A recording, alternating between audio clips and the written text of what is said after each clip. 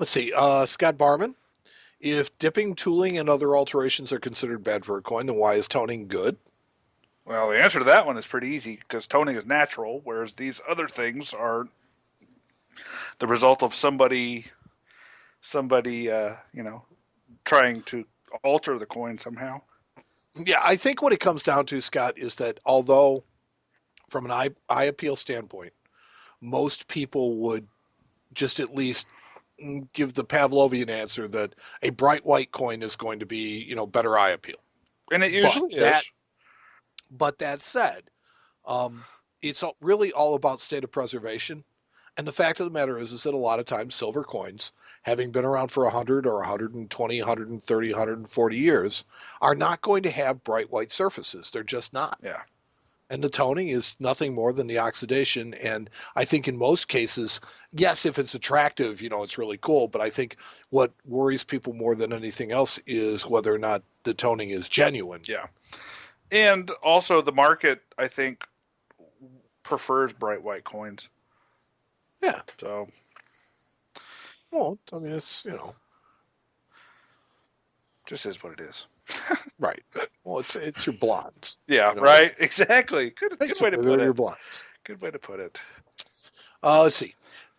Details coins seem to be punished so harshly for sometimes just uh, for sometimes such a small arguable scratch or cleaning questionable color.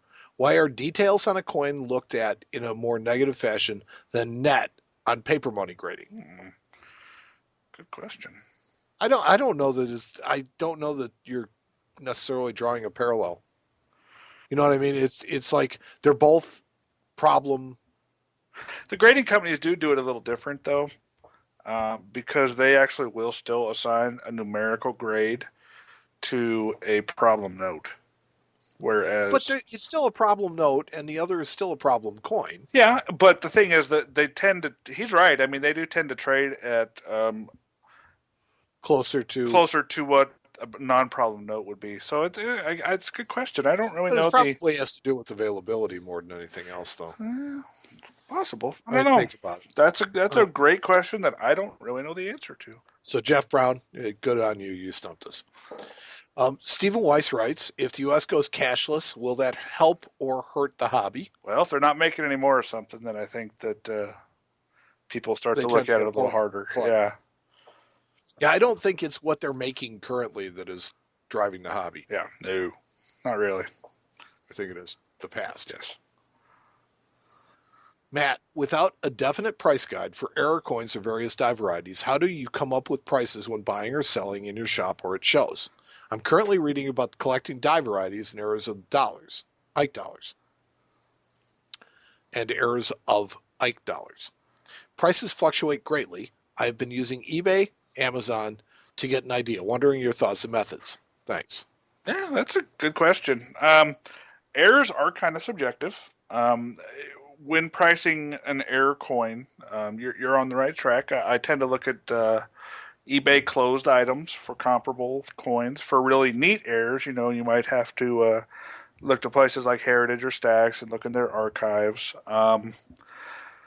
But kind of a rule of thumb with errors, at least for me, is the more dramatic, the more money it's going to be. I mean, especially with striking errors and stuff, you get an off-center double struck coin is gonna, it's just going to have that pop as far as price goes, rather than just a regular off-center or.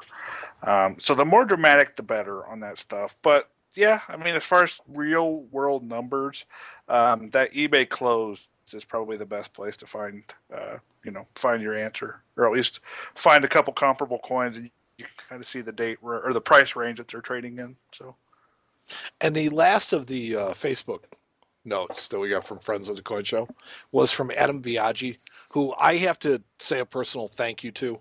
Adam has been a really cool guy.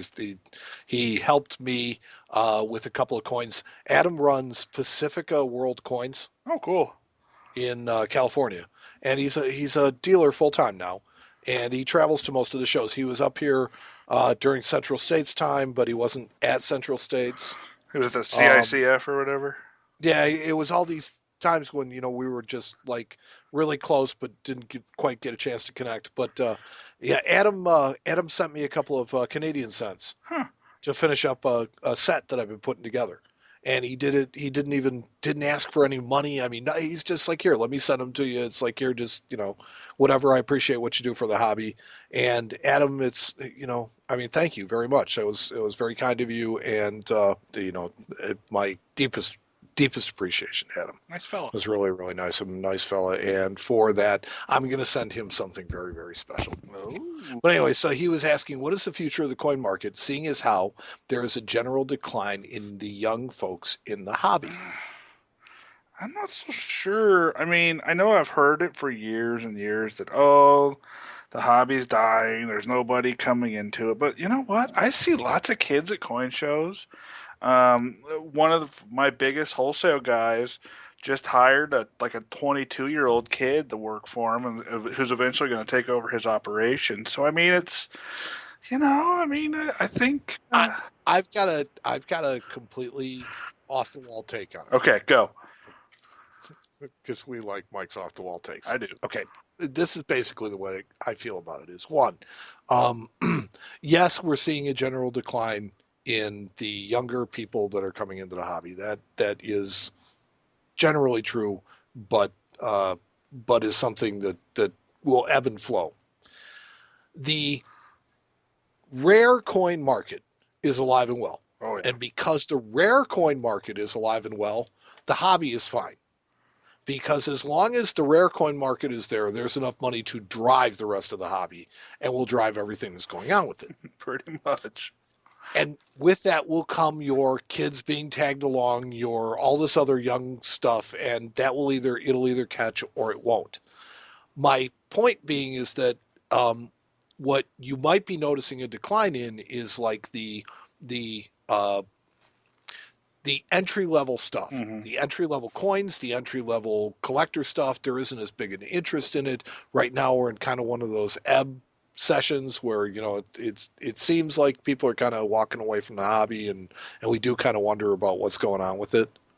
But I think that as long as the rare coin market itself is healthy and is alive, as long as we're still reporting on stories about coins for selling for nearly $1 million, yeah, it's fine. Everything will be gold. Yes, I agree. So I think that's good question. Yes, agree. And then we had a couple of questions that wrote to us through the normal channels of Coin Show Radio, and I just kind of figured I'd cover a couple of those. Sure, yeah. Let's quick. hit them. Jack Topping writes, "Hi, my name is Jack Topping. I'm a 17-year-old numismatist with a coin blog, and I'm looking to start a coin podcast. Huh. I'm brand new to the podcast world, and I'd really appreciate any advice you could give me. I'm a fan of the Coin Show on the iPhone podcast, and I enjoy tuning in time to time. Wanted to know what difficulties are in starting a podcast. I already have a great microphone. However, the topic of hosting concerns me. I have a very limited budget, and any advice on what to do would be greatly appreciated. I've often thought to myself, if there's anyone to ask about coin podcasts, Mike and Matt from the Coin Show is my best option." Well, thanks. I aim to captivate younger audiences to promote the hobby of numismatics to my generation and newer generations. The hobby of kings will only stay a hobby if it's properly passed down to fascinated kids and young adults like myself. Well, thanks again for your show and your advice, Jack Topping. It's good to hear a young fella who's really out there thinking about, stuff like that. So. And anybody who wants to contribute, please contribute, because the hobby can use all the voices out there that it can. It's like, are we worried about the competition? No. Heck no. No. I encourage it. No. Yes, absolutely. It's like the hobby needs more voices. Yeah. So as far as that goes, I will tell you that there is a lot less expense in putting together a podcast than you might think. You just have to be a little bit more creative sometimes with how you take care of things. Yeah. If you want more information on that, you can email me, and we can talk about that. It's something that's kind of dry and not great for an episode. Not great for an episode. But I mean, it's not as hard as you think. No, I mean, that says a lot for us, right? Yeah, I mean, if we can do it, trust me, anybody can. Yeah. Michael Lavin writes, "Hey, Mike. Love the show. Just started going through back podcasts, Smart and man. I'm wondering if you guys have any more A&A memberships. I'm new to the hobby, and this would be a great addition or education in addition to your show. Thanks for such a great resource, Michael Avon. Unfortunately, Michael, no, we don't have any more A&A memberships to give away. It was something that we did in conjunction with the A&A, and that promotion unfortunately ended. But we gave away a lot. Yes. We gave away, I want to say, a couple of hundred A&A memberships. Yeah, that's awesome. It was great. Yeah. Um, Scott Barman of coinsblog.ws did a story that we picked in our news last episode, and he writes, I appreciate the mention of my blog, coinsblog.ws, on the show. Scott. Scott, we like the story, and we appreciate good blogs. Keep up the good work. yeah. Speaking of which, this week Scott wrote about the government's attempts to open a safe once owned by Gaddafi called Can You Open the Safe? What? It was an interesting story. He wrote a story about the U.S. government trying to open a safe once owned by Gaddafi. Is fiction? No. It's this the U.S. government is trying to open this safe, and they're actually soliciting help. I think it is. What? And so he wrote a blog called "Can You Open the Safe?" Huh. But in this, he talks about people being left coin collections. You know what would be in the safe. Oh, I've got some Couldn't open stories. it. So he recommends two books to collectors who will leave their collections to their heirs, one of which is a favorite of mine, Cash in Your Coins. Mm-hmm. Getting, selling the rare coins you've inherited by Beth Deischer, Yep. which I think is a fabulous book. Mm-hmm. So, it's like, hey, Scott, you're spreading the word about really good things. We'll spread the word about your story as much as we can. So, and finally, in our listener mail segment, Justin, Polar Bear 82, Polar, P-O-L-E-R, Ooh. Polar Bear 82. Polar bear. Polar Bear. Hello, my favorite coin show guys. Hello, boys. A friend and I were discussing quality over quantity. I collect half dimes and he collects Walker half dollars. A question around that neither of us could come up with a decisive answer. The question was, is it better in the long run to collect high-end mint state coins or high-end proofs? What is your view on this topic? What answer would you give? Thanks, Justin. Well, I guess that's kind of a two-parter because I don't think about quality over quantity being the difference of proofs over mint state coins. No, but I think they're two different questions, Yeah. and I think we should address them both. I guess I'll start with the first one. Yeah.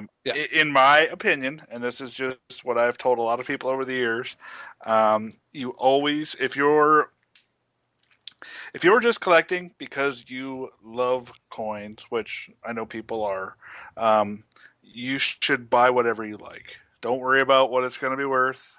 But if you are one of those people that likes to worry about what things are going to be worth in the future, then buy the best coin you can afford.